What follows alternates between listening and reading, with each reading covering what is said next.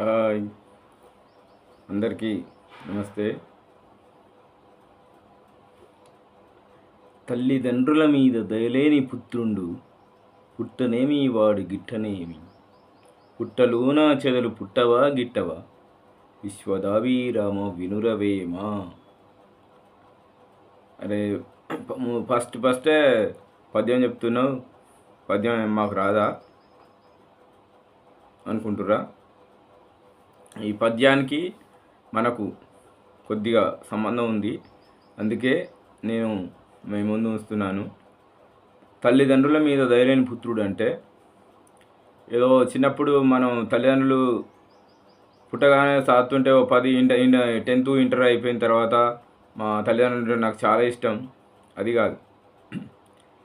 తల్లిదండ్రుల మీద దయలేని పుత్రుడు అంటే తల్లిదండ్రులు వృద్ధాప్యంలో అంటే ముసలితనం వచ్చిన తర్వాత మనల్ని చిన్నప్పుడు ఎంత అల్లారుముద్దుగా సాదిర్రో, అదేవిధంగా మనం కూడా వృద్ధాప్యంలో తల్లిదండ్రులను ప్రేమతోటి గౌరవంతో మంచిగా చూసుకున్న పుత్రుడు అంటే కొడుకు. తల్లిదండ్రుల మీద దయలేని పుత్రుడు పుట్టనేమి వాడు గిట్టనేమి. అంటే తల్లిదండ్రుల మీద, వృద్ధాప్యంలో ఉన్న తల్లిదండ్రుల మీద దయలేకపోతే ఆడు పుట్టినా ఒకటే చచ్చినా ఒకటే అనమాట. పుట్టలోన చెదలు పుట్టవా గిట్టవా అంటే పుట్ట లోపల కూడా చెదలు పుడుతూనే ఉంటాయి, చస్తూనే ఉంటాయి. దానికి మనకు పెద్దగా తేడా ఏమి ఉండదు అనమాట. విశ్వదాభిరామ వినురవేమ, మనకు వేమన శతకం జీవిత సత్యాలు చెప్పింది. మనం ఏదో చెప్తుండలే, స్కూల్లో వాళ్ళకి ఏం పని లేదు, చెప్తూనే ఉంటారు, వింటూనే ఉంటాం, పోతూనే ఉంటాం. జీవితం అంటే ఇది కాదు. జీవితం అంటే సమాజంలోని మనుషులు, మన తల్లిదండ్రులు, అక్కచెల్లెళ్ళు, అన్నదమ్ములు, స్నేహితులు, బంధువులు, మన క్లాసులో ఉండే స్నేహితులు, మనకు చదువు చెప్పిన అంటే విద్య నేర్పిన గురువులు, సమాజంలో చుట్టూ వీళ్ళంతా ఉంటూనే ఉంటారు.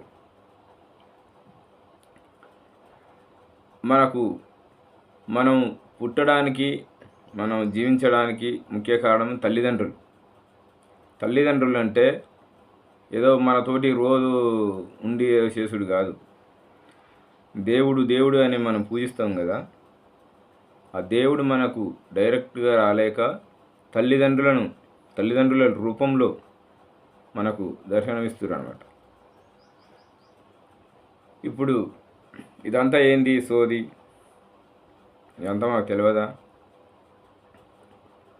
అనుకోవద్దు. ఇందులో విన్న ప్రతి ఒక్కరూ ఎవరిని ఉద్దేశించి కాదు, ఒక రైటర్గా సమాజంలో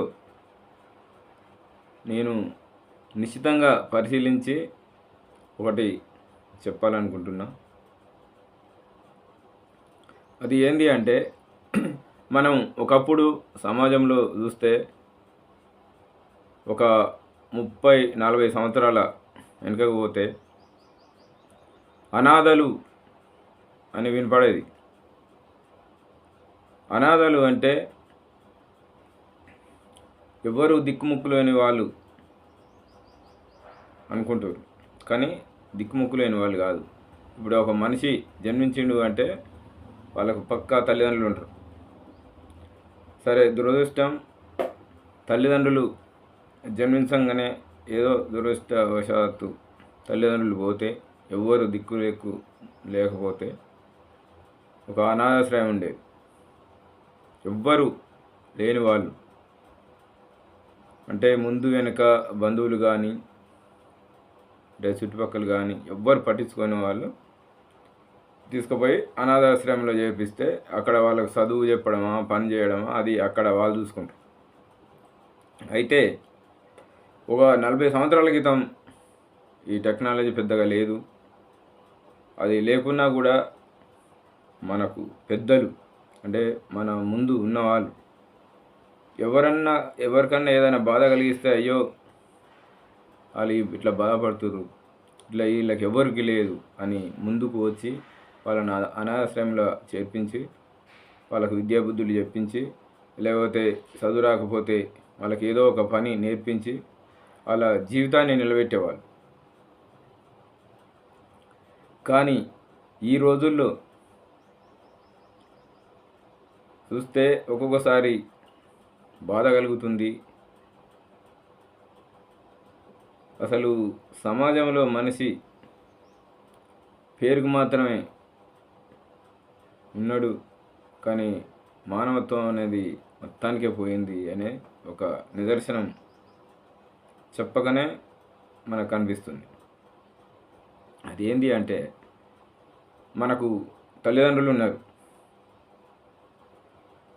ఉదాహరణకు ఒక ఫ్యామిలీ ఉంది, తల్లిదండ్రులు, వాళ్ళకు ఒక కొడుకు ఒక బిడ్డ ఉంది. కొడుకు పెళ్లి చేస్తారు, కోడలు వస్తుంది. కోడలు వచ్చిన తర్వాత ఈ అత్త మామ భర్త ఎక్కడి నుంచో వస్తుంది అనే సంగతి అందరికీ ఎరుకున్న విషయమే. అంటే మనకు ఎక్కడి నుంచో అంటే ఎక్కువ పైనుంచో దిగొచ్చుడో లేకపోతే భూమిలో పుట్టుకొచ్చుడో కాదు. మన బంధువులో, మనకు తెలిసిన వాళ్ళ ద్వారానో ఏదో ఒక రకంగా మన సమాజంలో పెళ్ళి సంబంధం అనేది ప్రతి ఒక్కరికి తెలిసిన విషయమే. ఈ పెళ్ళి సంబంధం పెళ్ళితోటి ముడిపడి ఒక 2 జీవితాలు ఒక కుటుంబంలాగా ఏర్పడి సమాజం నడుస్తుంది. ఇక్కడ విచారించాల్సిన విషయం ఏంటంటే, ఒక అత్త అంతకంటే ముందు కోడలే అత్త అయింది, అత్తే అమ్మమ్మ అవుతుంది, నాయనమ్మ అవుతుంది, ముసలమ్మ అవుతుంది, చేతగానం అవుతుంది, సమాజాన్ని ఒక మార్గం చూపే ఒక నాయకురాలు అయింది. కానీ ఇక్కడ జరిగే విషయం ఏంటంటే, ఒక అత్త ఉండి కోడలను ఓర్చుకోలేదు. ప్రతి చిన్న విషయానికి తప్పుపడుతుంటుంది.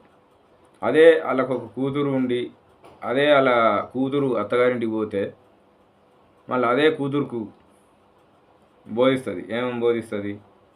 అమ్మ, మీ అత్తగారింటికి మీ అత్త మంచిగా చూస్తుందా? మీ మామ మంచిగా చూసుకుంటుండా? మీ ఆయన చూస్తుండా? మీ ఆడబిడ్డలు, మీ మర్ది, మీ బావ వీళ్ళందరూ బాగా చూస్తురా? మంచిగా ఉంటురా? కలిసిమెలిసి ఉంటురా? అని అన్నీ అడుగుతుంటుంది.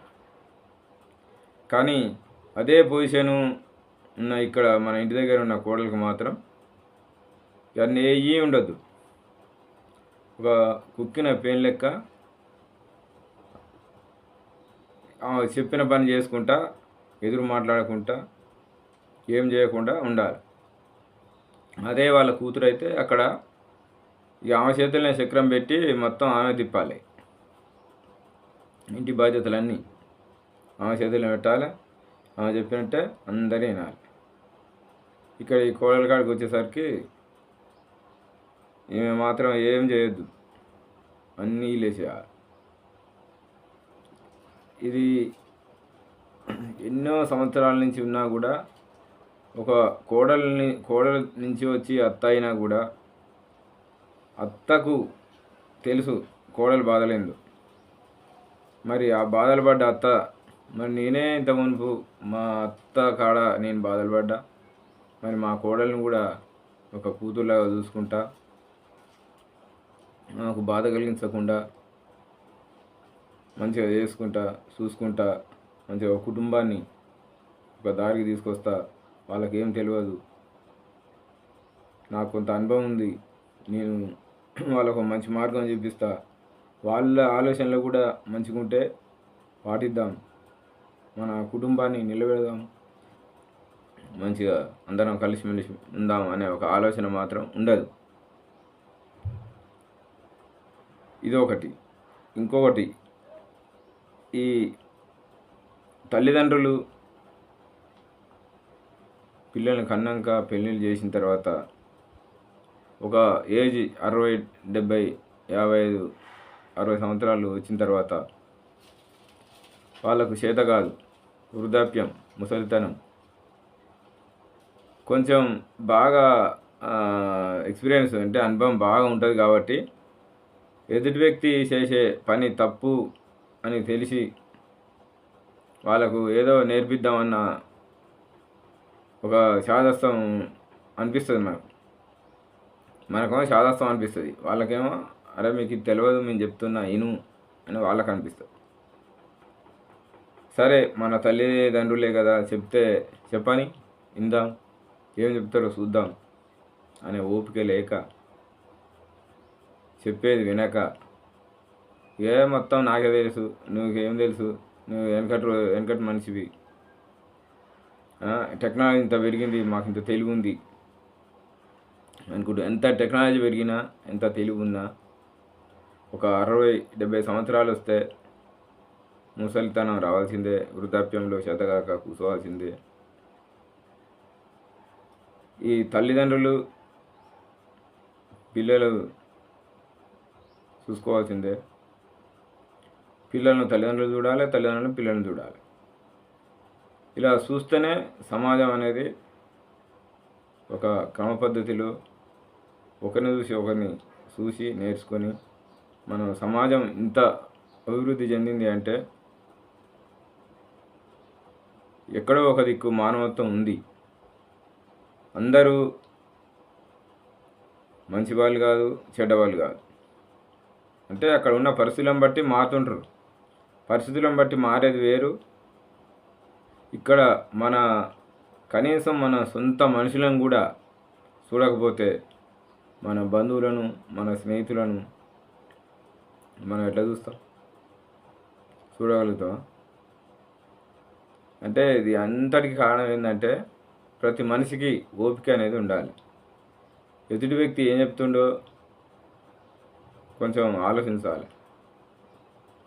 పూర్తిగా చెప్పని అది మంచిదైద్దా చెడైద్దా అనేది ఒక ఛాన్స్ ఇవ్వాలి. ఇస్తేనే ఎదుటి వ్యక్తి బాధ, ఆవేదన, అనుభవం అన్నీ మనకు తెలుస్తాయి. ఏం తెలియకుండా నాకు వచ్చు, నువ్వేం చెప్పేది, నీకు చేత కాదు, నువ్వు చేయలేవు అంటే ఒకప్పుడు ఆయన చేసినప్పుడు మనం చేతగాక చిన్నపిల్లలం, ఇంకప్పుడు మనం చెప్పలేం, ఇంకప్పుడు చిన్నపిల్లలం, మనకేం తెలియదు. కానీ ఇప్పుడు మనకు చేతనైనా సరే మనకు చెప్పే ఆలోచన, ప్రేమ వాళ్ళకు ఉంది.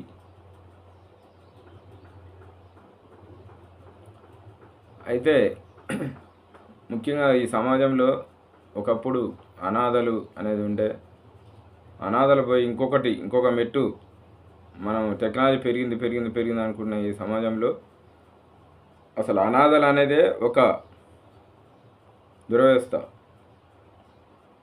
అనాథలు అనేది అసలు ఉండకూడదు.